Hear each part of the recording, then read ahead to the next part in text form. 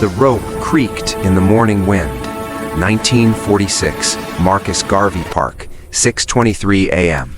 An elderly woman walking her dog saw it first, a shape hanging from the old oak tree near the park's north entrance.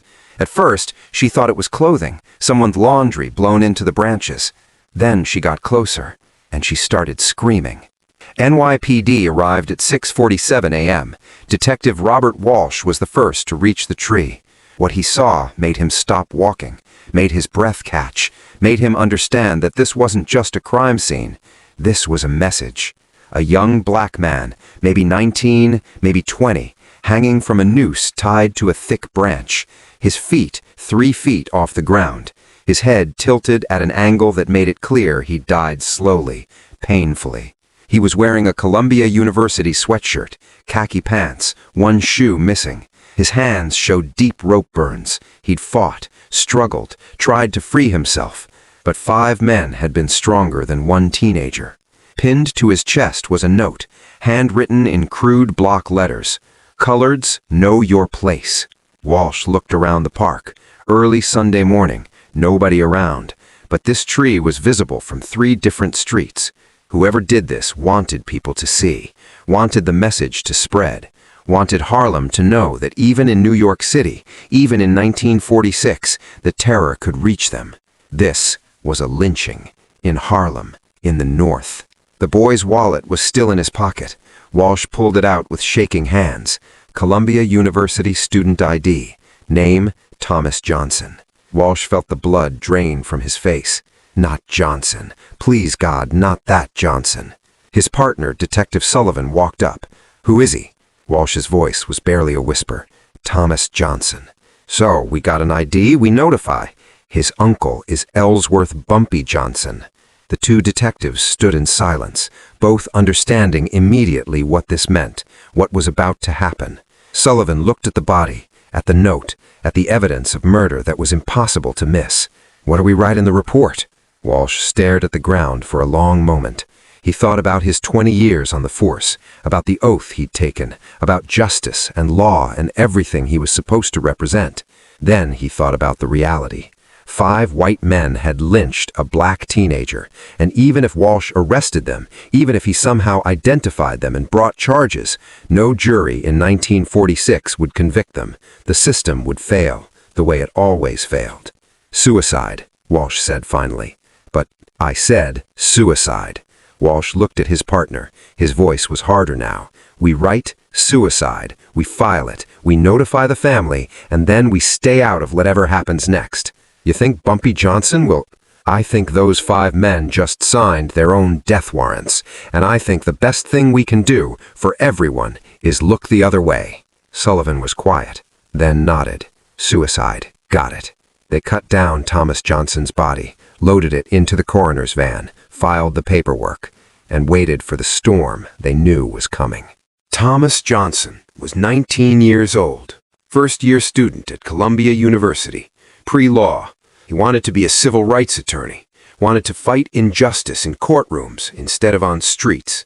He was brilliant, quiet, wore thick-rimmed glasses, carried books everywhere. His professors said he had one of the sharpest legal minds they'd seen in years.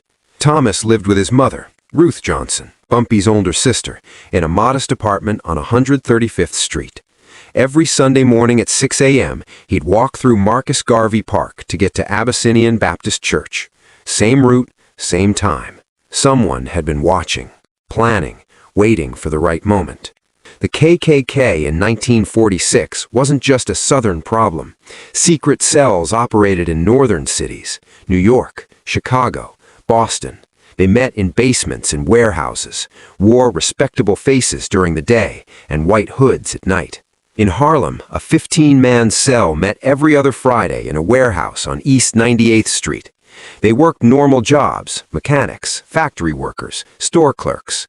Nobody suspected them. On September 13th, they drew straws to choose 5 men for a special assignment, to send Harlem a message, to remind the coloreds that no matter how much success they achieved, no matter how far they climbed, they could still be pulled down, still be put in their place. Danny Morrison, Rick Sullivan, Lou Bennett, Frank Dorsey, Charlie Ross. They chose Thomas Johnson because he was visible, successful, educated, everything they hated, everything that threatened their view of how the world should work. On the morning of September 15th, 1946, those 5 men waited in Marcus Garvey Park. At 6:05 a.m., Thomas Johnson walked into the park carrying his Bible. He never made it to church. They came out of the shadows, 5 men. No hoods. This wasn't a ceremony. This was execution. Thomas saw them, tried to run, made it maybe 20 feet before they tackled him. He fought. Thomas was small, 5'7", maybe 140 pounds, but he fought with everything he had. His glasses flew off. His Bible fell into the grass.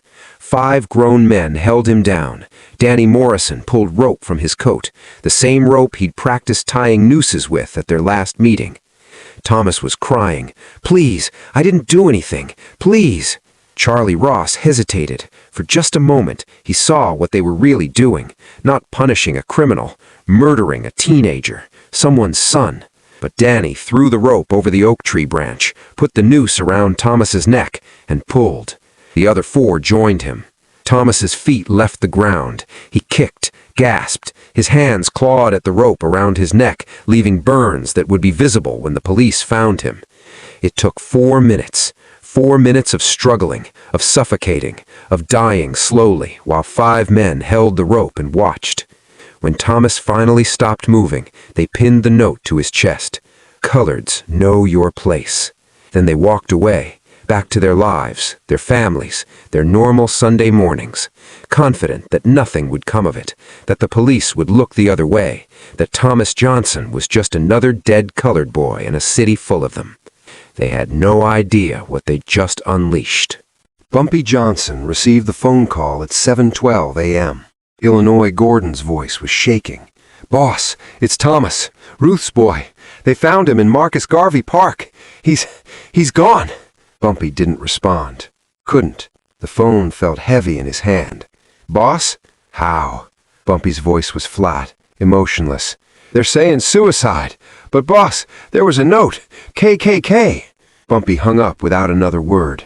He sat in his office for 10 minutes, completely still, his mind replaying every memory of Thomas, teaching him to play chess when he was 8, watching him graduate high school, driving him to Columbia on his first day, seeing the pride in Ruth's eyes as her son, the first in their family, walked onto that university campus.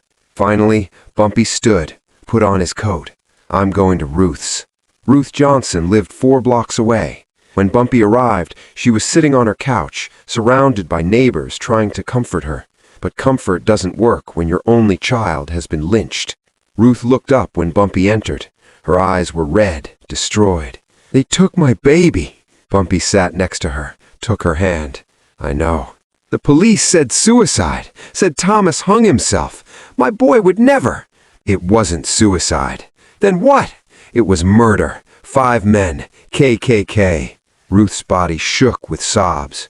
Bumpy held her, let her cry on his shoulder. And as he held his sister, he felt something he hadn't felt in 20 years of running Harlem's underworld. Helplessness. His nephew was dead, and no amount of power, money, or influence could bring him back. But there was something he could do. After Ruth finally cried herself out, Bumpy spoke quietly. "I'm gonna handle this." "Handle what?" "The men who did this." Ruth looked at him. "Will it bring Thomas back?" "No." "Then what's the point?" "The point is justice. The point is making sure no other mother in Harlem has to bury her son because some men in hoods thought they could terrorize us." Ruth was quiet for a long moment. Then, "Do what you have to do. But Bumpy, make them understand. Make them feel what I'm feeling." "I will. I promise you, sister. They'll understand." At 9 a.m., Bumpy stood under the oak tree in Marcus Garvey Park. The police had removed Thomas's body, cut down the rope, but they'd missed things. Bumpy saw what they had missed. 5 cigarette butts on the ground, different brands, smoked hours before, left in a pile like men waiting. He collected them carefully. 5 different shoe prints in the dirt. He memorized the patterns. Work boots, factory workers probably. A button, torn off during the struggle, dark blue, factory uniform style.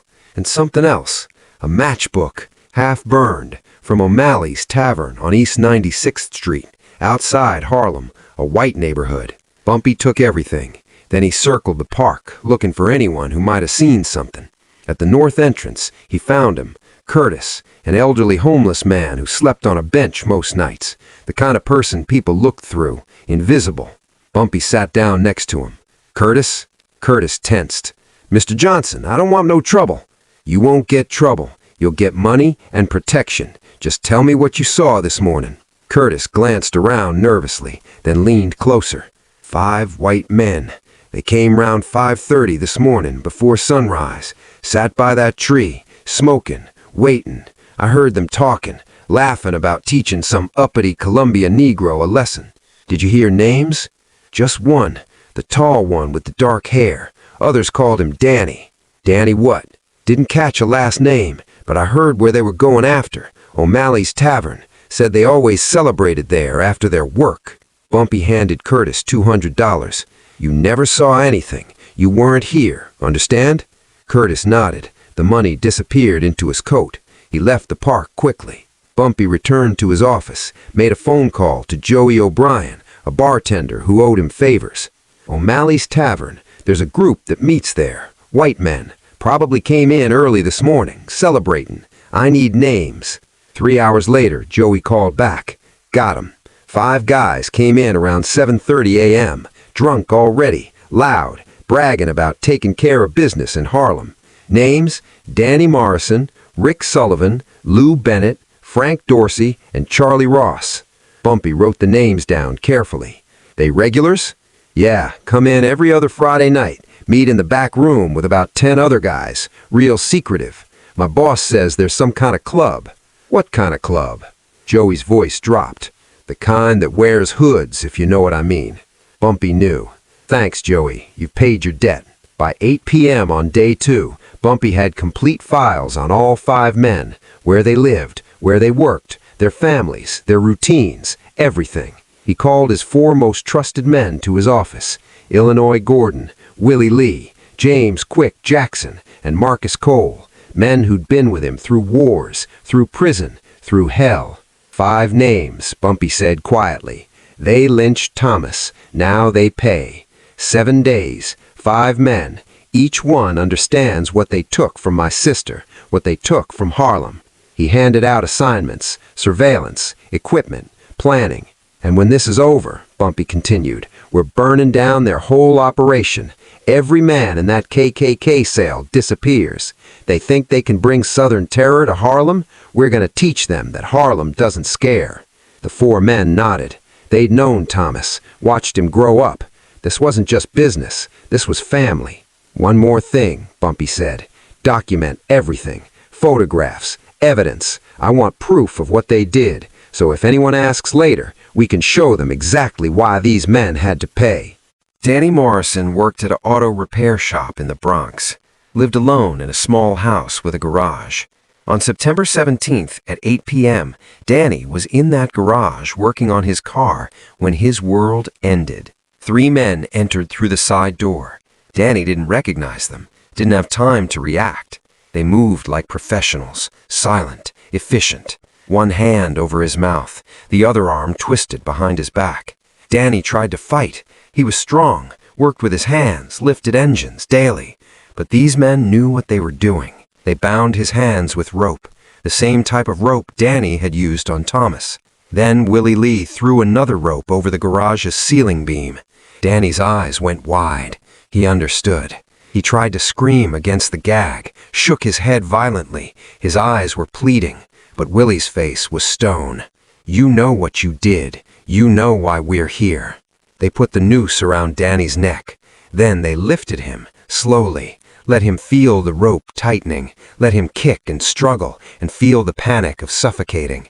After 30 seconds, they lowered him, let him breathe. Danny gasped, cried, thought maybe they'd show mercy. They lifted him again.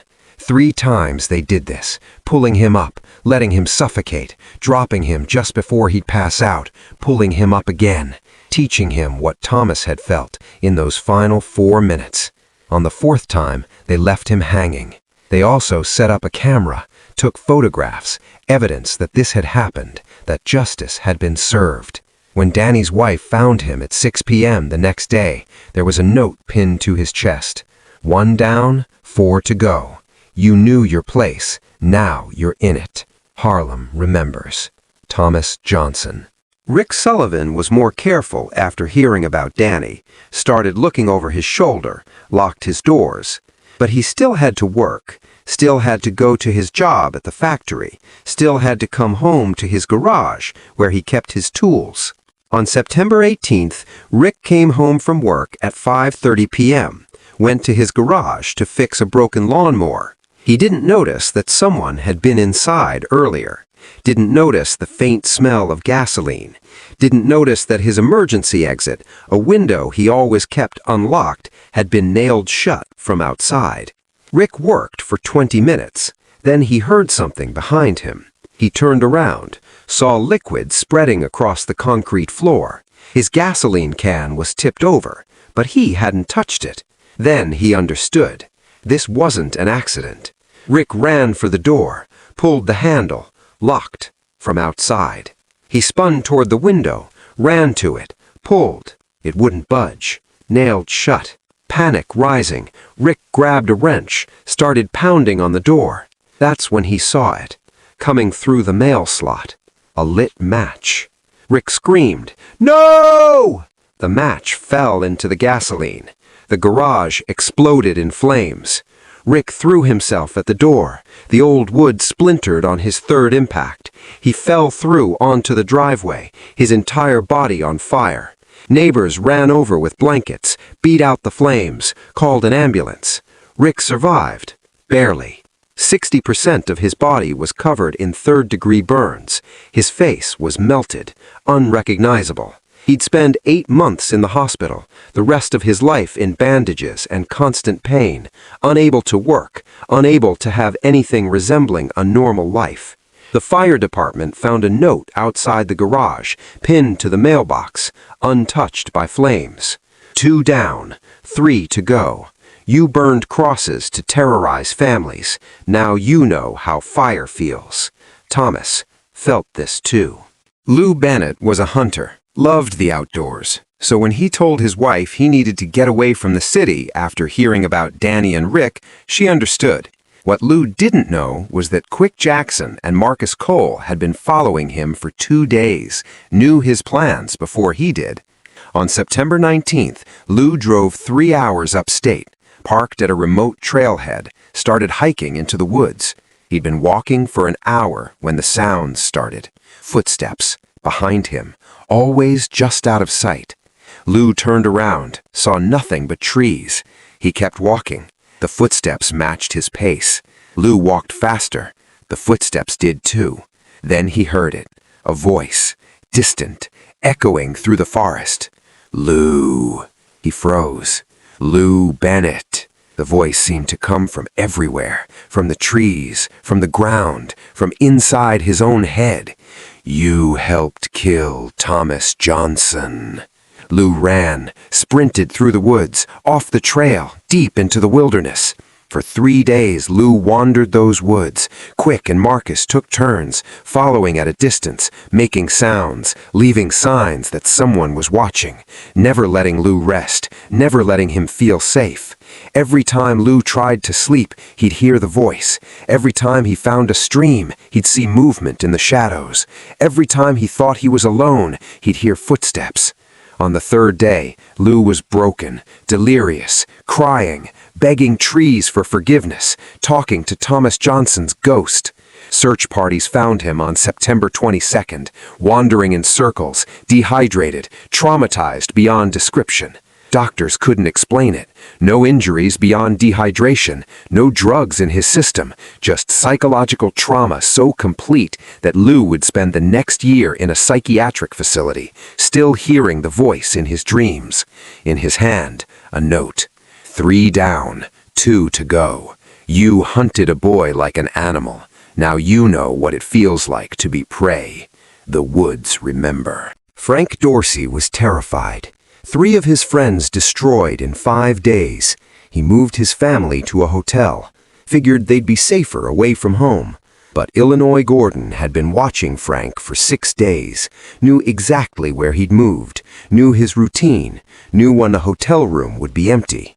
On September 20th at 2 a.m., Frank's house caught fire. Fire trucks arrived within minutes, but the house was already fully engulfed. Gasoline had been poured around the foundation, windows broken to feed oxygen to the flames. By the time firefighters controlled it, there was nothing left. Everything Frank owned, every photograph, every memory, his children's toys, his wife's jewelry, gone. The fire chief found Frank at the hotel. "Mr. Dorsey, I'm sorry. Your house is a total loss. And sir, this was arson, professional arson." Frank just nodded. He'd known it was coming. On the mailbox of his burned house, they found a note. 4 down, 1 to go. You destroyed a family's future. Now you understand loss. 1 more left. Charlie Ross was the only one left. He'd watched 4 friends destroyed in 6 days, and he knew, absolutely knew, that tonight was his turn. At 5:30 a.m. on September 21st, Charlie made a decision. He'd go to the police, confess everything, go to prison. Anywhere was safer than the streets. He got in his car, started driving to the 28th precinct. He didn't notice the car following him. Didn't notice when it boxed him in on a quiet street 3 blocks from the station. Illinois Gordon stepped out, walked to Charlie's window, knocked. Charlie looked up, saw Gordon's face, understood immediately. "Get out of the car, Charlie." "Please, I'm going to turn myself in. I'll confess. I'll—" "Get out of the car." Charlie got out. His legs were shaking. "You were gonna run," Illinois said, "like a coward." "I'm sorry. God, I'm so sorry. I didn't want to do it. Danny made us." "Danny's dead." "I know. Please, let me go. I'll leave New York. You'll never see me again." Illinois pulled out a photograph. Thomas Johnson, smiling, wearing his Columbia sweatshirt. His name was Thomas. He was 19 years old. He wanted to be a lawyer, and you put a rope around his neck and pulled. Charlie was crying. "I'm sorry. I'm so sorry." "Sorry doesn't bring him back." Illinois leaned closer. "Here's what's going to happen. You're not going to prison. You're not running to California. You're going to the warehouse on 98th Street. "What? No, I can't." "You can and you will, because you're going to deliver a message to your KKK friends. Tonight at 9 p.m., all 15 of you are going to meet at that warehouse, and you're going to vote. Disband and leave New York, or stay and face what Danny, Rick, Lou, and Frank faced. They'll never leave. Some of them will want to fight. I know, and that's fine, because if they vote to stay, we burn that warehouse down, with all of you inside, and the NYPD will call it an accident, just like they called Thomas's lynching a suicide." Illinois put the photograph back in his pocket. "You have a choice, Charlie. Convince your people to disband, or die with them. Those are your only options." Illinois got back in his car, drove away. Charlie stood on that street for 10 minutes, then he drove to the warehouse. At 9 p.m. on September 21st, 15 men gathered in the warehouse on East 98th Street, the full KKK cell. Charlie told them everything, about Danny hanging in his garage, about Rick burning, about Lou going insane, about Frank's house reduced to ash. "And they gave us an ultimatum," Charlie said, his voice shaking. "Disband tonight, leave New York, or they burn this warehouse down with us inside." Some men laughed. "One colored gangster threatening 15 of us? He's bluffing." Others weren't sure. "5 of our men are destroyed in 6 days. Maybe we should what, run? We're the KKK. We don't back down." The argument escalated, voices rising. Some wanted to leave. Others wanted to stay and fight. Finally, they voted. 10 voted to stay, 5 voted to disband. The 5 who voted to leave, including Charlie, walked out immediately. "You're making a mistake," Charlie said at the door. "They're coming." "Let them come," one of the remaining men said. "We'll be ready." Charlie left, got in his car, drove straight to the bus station. Outside the warehouse, hidden in shadows across the street, Bumpy Johnson and his 4 men watched the 5 leave. Counted. 15 went in, 5 came out. 10 stayed, Illinois said. Bumpy nodded. Then 10 burn. At 11:45 p.m., the attack began. Willie Lee and Quick Jackson moved to opposite sides of the warehouse. Each carried 3 Molotov cocktails. Marcus Cole positioned himself at the back exit. Illinois took the front. Bumpy stood across the street, watching. At 11:47 p.m., the first Molotov went through a window. Then another, and another. 6 bottles of gasoline and fire crashed into the warehouse. The building erupted in flames. Men inside started screaming, running for exits. The front door was chained from outside. Illinois had locked it while they were arguing. The back door opened. 3 men ran out. Marcus Cole let them run. They were burned, traumatized, broken. That was enough. 7 men died in that fire, trapped inside, burned alive. Fire Department's official report: accidental fire, likely cause, improper storage of flammable materials and illegal alcohol distillation. The NYPD's investigation: closed within 48 hours, no suspects, no charges. Detective Walsh read the report, added it to his file, and never spoke of it again. By September 23rd, the KKK cell in Harlem was destroyed. 5 men had participated in Thomas Johnson's lynching. Danny Morrison, dead, hanged in his garage. Rick Sullivan, permanently disfigured, 60% burns, life destroyed. Lou Bennett, psychiatric hospital, mind broken. Frank Dorsey, homeless, everything he owned burned. Charlie Ross fled to California, never returned. 10 more men who'd voted to stay and fight, 7 dead in the warehouse fire, 3 escaped with severe burns and trauma. The remaining KKK members in New York, the ones who hadn't been at that warehouse, disbanded immediately, burned their robes, destroyed their records, disappeared into normal life. The message had been received. Harlem protects its own. Touch Harlem's children, and the cost is everything. Over 3,000 people attended Thomas Johnson's funeral at Abyssinian Baptist Church. The casket was closed. Ruth had insisted. She wanted people to remember Thomas alive, smiling, full of promise. Bumpy stood next to his sister throughout the service, silent.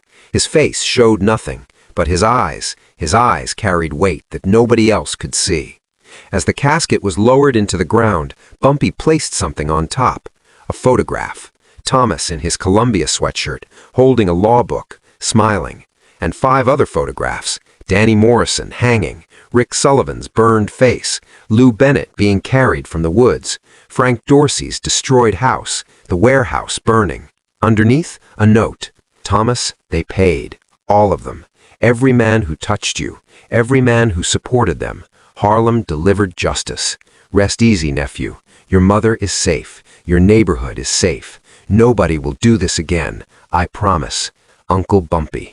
Ruth saw the photographs, put her hand on Bumpy's arm. Is it over? It's over. Did they understand? Did they feel what I felt? Bumpy looked at his sister. Every single one of them understands loss now, understands pain, understands what it feels like to have everything taken away. Ruth nodded. Good. She placed a flower on the casket. My baby wanted to be a lawyer, wanted to fight injustice in courtrooms. I know. But the courtrooms failed him, the police failed him, the system failed him. I know. Ruth looked at Bumpy. So you became his justice. Yes, thank you. They stood together as the casket disappeared into the earth, as 3,000 people from Harlem said goodbye to the lawyer they would never have, the future that had been stolen. In 1963, 17 years later, a reporter asked Bumpy Johnson about Thomas. About September 1946. Mr. Johnson, rumors have persisted for years that you were responsible for the deaths and attacks on 12 men in September 1946. Men who were allegedly connected to your nephew's death. Would you care to comment? Bumpy was 61 years old. Still sharp, still dangerous, but tired in ways that youth never understands. My nephew wanted to be a lawyer, wanted to fight injustice through the legal system. He believed in courtrooms, in judges, in the law. And you? I believed in the law too, until the law called my nephew's lynching a suicide. until the police filed it away and did nothing, until the system that Thomas believed in failed him completely. So you took justice into your own hands? I didn't take anything. Justice was owed. The courts wouldn't deliver it, so it came from somewhere else. But doesn't that make you just as bad as who? Bumpy's voice was sharp now. As the men who lynched a 19-year-old for being black and educated? As the police who covered it up? As a system that's been failing black families since this country was founded? The reporter was quiet. You want to know if I regret it? Bumpy continued. I regret that it was necessary. I regret that in 1946, 1 year after we fought a war against fascism overseas, we still had to fight terrorism here at home. I regret that my nephew died believing the system would protect him. But the men who died got exactly what they gave. They took a life. Lives were taken from them. They destroyed a future. Their futures were destroyed. That's not revenge. That's balance. Bumpy stood up. The interview was over. One more thing, he said at the door. After September 1946, the KKK never operated in Harlem again. Not once in 17 years. You know why? Because sometimes the only thing that stops terror is the certainty that terror will be answered. That's not me being a criminal. That's me being what the law should have been. The reporter never published the interview, but the story lived on, passed through Harlem like legend, like warning, like promise. Touch Harlem's children, and Harlem will touch you back, not with lawyers and courtrooms, with something older, something more final. Thomas Johnson wanted to be a lawyer, but his uncle became his justice, and the 5 men who killed him and the 10 who supported them learned what justice looks like when the system fails. 7 days, 12 men destroyed, one message that lasted for generations. Harlem protects its own. If this story made you think about justice, real justice when the system fails, hit that subscribe button. We're not glorifying violence. We're telling the truth about what happened when black communities had to protect themselves because nobody else would. Drop a comment. Was this justice or revenge? When the law calls a lynching suicide, what options are left? Where's the line? Turn on notifications. We're bringing you the untold stories of Bumpy Johnson, the moments that didn't make history books, the times when one man stood between his community and terror. Remember Thomas Johnson, 1927-1946, the lawyer Harlem never got, the reason the KKK never came back. Rest in power.